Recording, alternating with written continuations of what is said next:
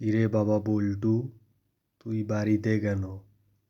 তোর স্কুলে যাবি না তুই? লেখাপড়া করবি না তুই বাবা? বাবা, তুমি তো আমার স্কুলে যাও না, খোঁজ খবর রাখো না। স্কুলের বেতনের যে টাকার সমস্যা, তুমি তো এটা বাবা খোঁজ খবর রাখো না।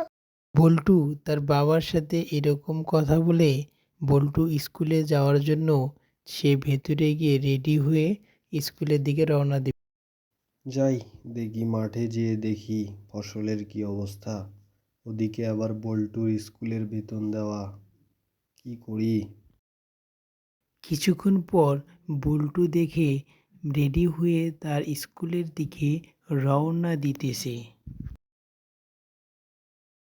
এই বলে বল্টুর বাবা পেরিয়ে গেল তার ফসলের জমিতে। দেখি কি করা যায়, টাকা ম্যানেজ করতে হবে।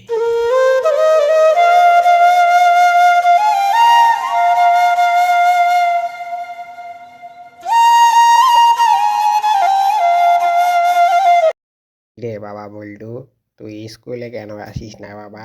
কি হইল তোর আবার? তুই কি লেখাপড়া করবি না? তোর থেকে অনেকে এগিয়ে গেল যে। গরিবের জীবন অনেক কঠিন। এদিকে ছেলেটাও স্কুলের বেতন চাইলো, কি করি? ফসলের অবস্থাও খারাপ।